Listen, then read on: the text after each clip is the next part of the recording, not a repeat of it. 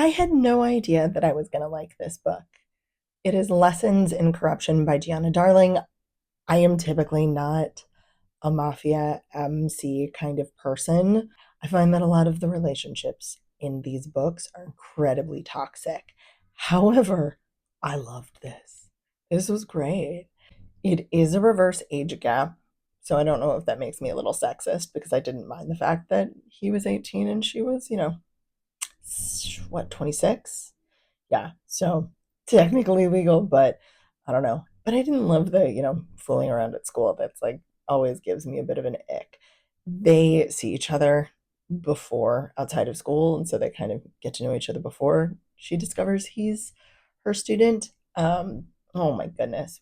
Poor Cressida. Number one, for having that name, and number two, for the whole situation that she's in. King is our MMC, and he is incredibly mature in a way that I weirdly believe, even though most 18-year-old men are not at all. And he fights for her and he supports her and it's hot. It's hot. Like Gianna Darling wrote a book that was compelling and exciting, and I enjoyed it from start to finish. Truly. I fully expected just not to like this because of my past experience with MCs, motorcycle clubs. I was proven wrong, and I will admit that. So if you're looking to move into MCs, you like that morally gray situation, please read this. Lessons in Corruption. I had a I had a blast. Like the steam was steamy. I just can't I don't I have nothing else to say except I was incredibly surprised at how much I enjoyed this. That there's a lot of spice, but there's also more plot than spice. Cressida leaves a terrible marriage and comes into her own, and King is a huge part of that. King doesn't really have a lot of growth because he's fucking 18, but it's not about him, it's about Cressida, and that's okay. This really spicy sexual exploration that they go to together. Cressida comes from this not great marriage and steps into the person that she wants to be and the sensual self that she wants to explore, and she explores the fucking shit out of it with King. I want to read the next one. I want to read more about them. Yeah. This one was not for me. His Hollow Heart by Rachel Leigh was not for me. This crosses right into dark romance right away. She is kidnapped by this MMC. And it's not even for a good reason. They were childhood friends at an orphanage and they are separated, and he finds her and through coercion brings her to his castle on an island and says that she can't leave. Like one does. While there's a history from their childhood, I don't know if it really feels justified. The lengths Callum goes to get Bella. It doesn't feel justified, which is a lot of dark romance. But unlike 5,000 Nights of Obsession, which was dark and which was crazy, I got that. I don't get this one. It feels like Callum kind of goes back and forth on what he wants from her. Does he want to marry her? Does he want to fuck her? Does he want his revenge emotionally, literally? I'm just not sure. He crosses a lot of boundaries. This is straight dub con, non con situation. So if that's not for you, please read these trigger warnings. It is not for the faint of heart. There's an illegal sex club. I don't know if it's illegal, but a hidden sex club. And their relationship doesn't feel healthy or good. Yeah, Callum brings Bella back to this island, but it never feels like she's that excited to see him. And then at the end, he just disappears, and she's really sad. She's really sad. Sorry. But in the last 5 seconds, we find out he might be alive. So, cliffhanger. I was kind of ready for him to be dead. I'm not going to lie. I was a little disappointed when I found out he was alive because this story was already dead to me when we got to that point. No, I'm good. yeah, it just, this book was dark, but it didn't feel like it wasn't worth it to me. The darkness wasn't compelling. Their relationship wasn't compelling for me. I can respect dark romance when there's a worthwhile couple to root for, and I didn't feel like this one was it. So, if you're into dubcon, non-con, sure, this has got it. But for me, it just didn't feel right. I found another mafia book that I enjoyed. I I have to rethink my whole life. This one is Silent Vows by Jill Ramsower. Her FMC Noemi, Noemi is, I'm assuming how I say that. And then Connor, our MMC, they are from kind of rival families. She's Italian, he's Irish, and her mother and her have been in a horrible car accident. Her mother died, and she learns during the accident that her father ordered this hit. This car accident was not an accident, and it was a hit that her father ordered on her mother. And after the accident, she wakes up, she's so angry and she's so mad, and she knows that she can't say anything, so she just fucking doesn't say anything. She shuts up and hasn't spoken in 6 months. I was intrigued immediately. Now, Connor they end up in this kind of arranged marriage situation to unite the families, Italian and Irish, and Connor picks Noemi because she's hot and she's silent, but then they meet and there's actual chemistry, and Connor just can't figure her out. He's like, why are you not speaking? I don't understand, blah, blah, blah. And coerces her into revealing she can speak. It's, I mean, a bit of a drama situation, but they both fall for the other. They fall fast and they fall hard. And as much as there's mafia, we don't see a ton of the mafia. It really feels more like a family drama in this book, which I appreciate because I don't always like the mafia part of the mafia. And their relationship together, unlike some other mafia books, feels really supportive. They make some dumb decisions by not communicating, but because they're trying to protect the other person. Oh, don't come to the meeting because we're gonna pull the we're I don't know, like we're gonna try and coerce your dad into revealing his secret plan, and we're totally prepared. Or, oh no, you don't know my dad's secret plan, so I'm gonna disobey you and run to the meeting place and almost get shot. So that's annoying. Like, come on, y'all. Let's just communicate better. I know you weren't speaking for 6 months, Noemi, but now that you're with him, let's make it count. And they do get married, not at the end, but in the middle of this book. So then they are married and they have to contend with each other and figure out how they live together and how they work together. And she ends up, trusting him with the secret, and he has to trust her with his plans for the future. And I liked it. I thought it was an interesting story around this kind of mafia situation that made me want to keep reading. I did. I kept reading. I don't know if I care that much about the next story, which is, I think, Naomi's cousin and one of Connor's friends slash cousin people, but that's fine. He's also super protective. If someone touches you, I'll cut off their hand kind of situation. And if that's for you, great. Really go read Connor. It's not necessarily for me, but he doesn't have the opportunity to cut off anybody's hand, which is why I think it didn't bother me as much. I know you said it, you probably would, but since I'm not watching you cut off someone's hand and mail back fingers or whatever, I didn't feel that like annoyed factor with it. But yeah, this was Silent Vows by Jill Ramsower. Who knew I'd like them off? I mean, just being thrown for a loop with these books. I do get it. I get the hype about Say You Swear. I do. Because Meagan Brandy created one of the best book boyfriends that I've ever read. Noah Riley. I look, I know he's in college. I get it. He's too young for me. But he is so kind and so sweet and so caring and understanding and adult in a way where I believe in him as a partner.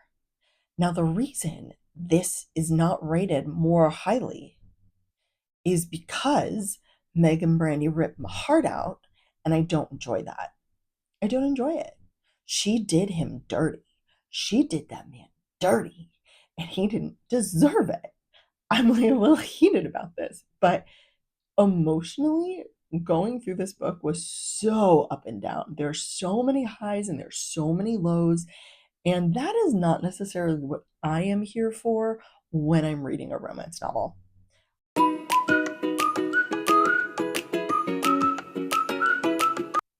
I I honestly thought that they were not going to end up together. Like, genuinely believed that I had been thrown for a loop and all of my eggs had been put in the Nova Riley basket and that it was not going to come to fruition.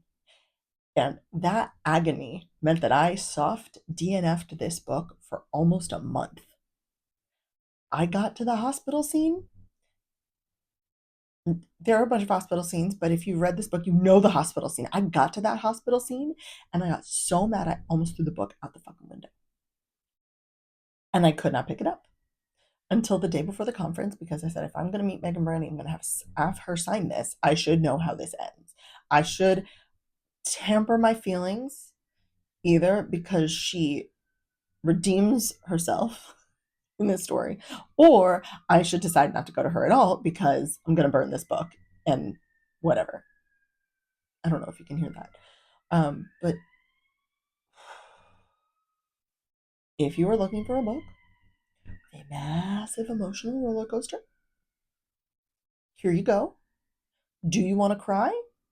Here you go. Do you want to be reborn and rebuilt? Okay, I wouldn't go that far. But this book, at its core, really is about healing trauma and, in a sense, poor life decisions. Both Ari, the FMC, and Noah, the MMC, I'm not even going to call it. There's a love triangle. I don't care. I hate him so much. I'm not even going to mention his name. There's a love triangle. I'm not going to mention him because I think he's worthless. He's worthless from the beginning to the end. Never. I'm good. But Ari has a lot of healing to do, partially because of the love triangle dude.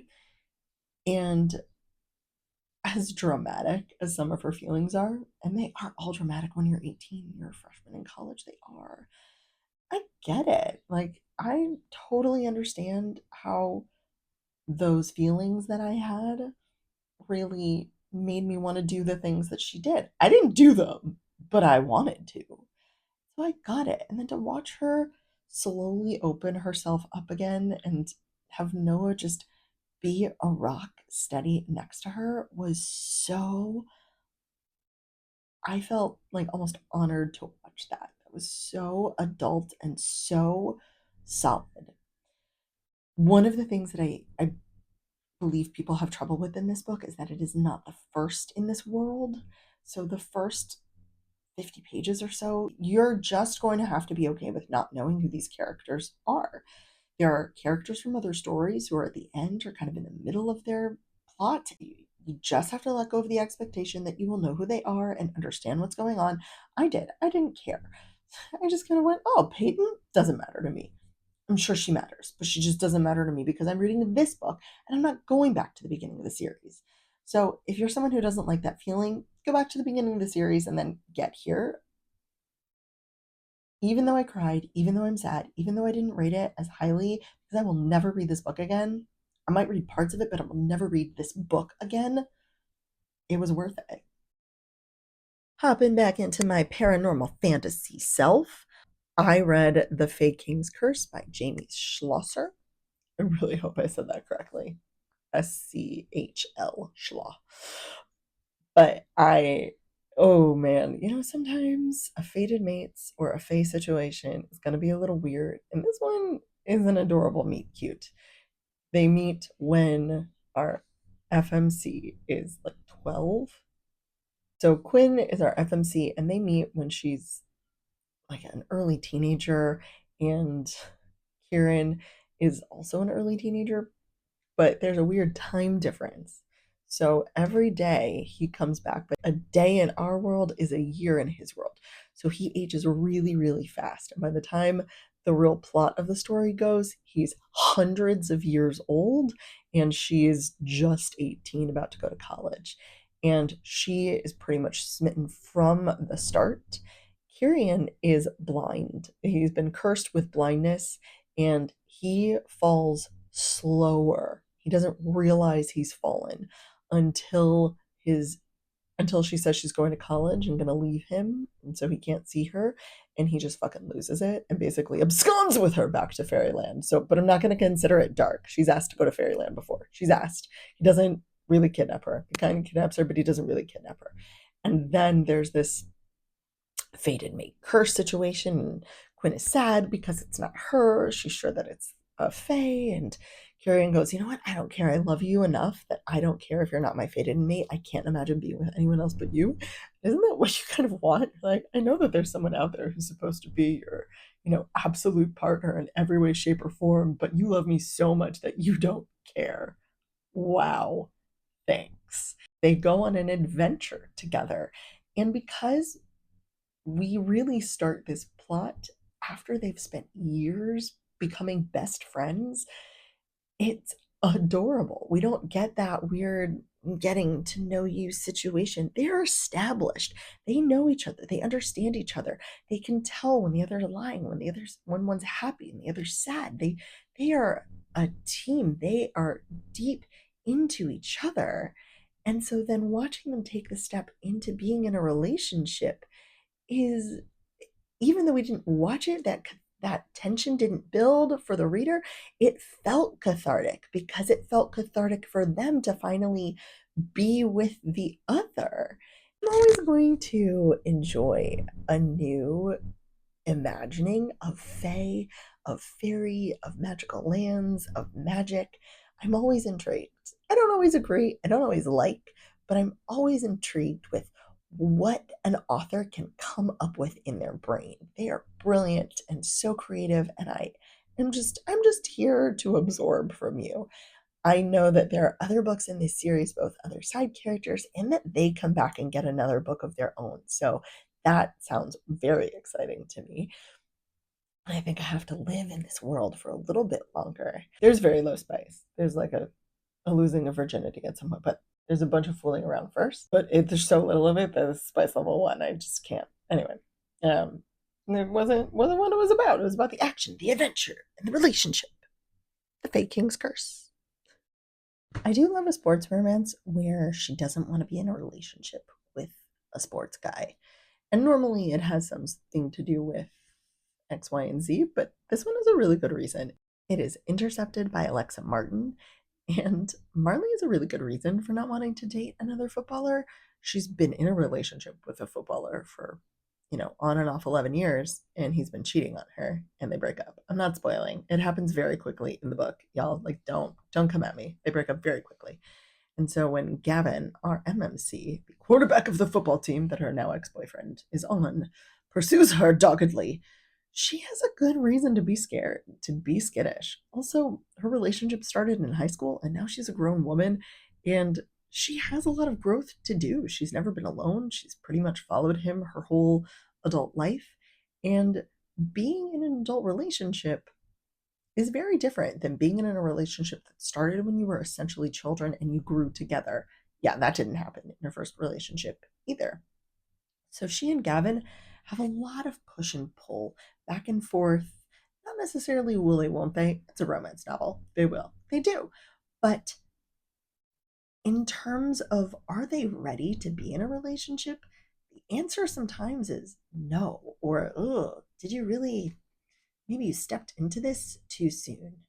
Marley is biracial, and she also talks about the struggles that she has with the other players' significant others. She's dealt with it for years because she has this ex-boyfriend, and she continues to deal with it with Gavin, and to an even bigger extent because Gavin is more high profile, and there's the shock and awe of her going from one football player to the other. And so we see just how social media and how the internet and how these other women are just horribly insensitive and racist and terrible to her. It is not kind. It is not the kind of culture that I want to be in. So I really understood why Marley not only didn't want to be a football player girlfriend again because she didn't want to date someone in that world and also her ex's teammate, but because the people that she'd have to interact with in general are terrible. And when you're dealing with a significant other who lives in the public eye, players, musicians, politicians, there's a certain lifestyle, expectation, and community that comes with that. And I think it is very valid for Marley to go, I've been doing this for 11 years because of X, but is this really what I want?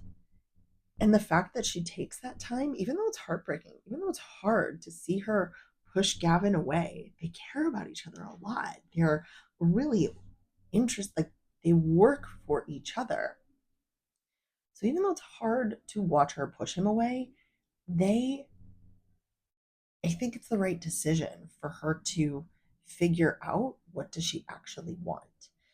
One of the things that you should know about this book is the writing style is very of the now.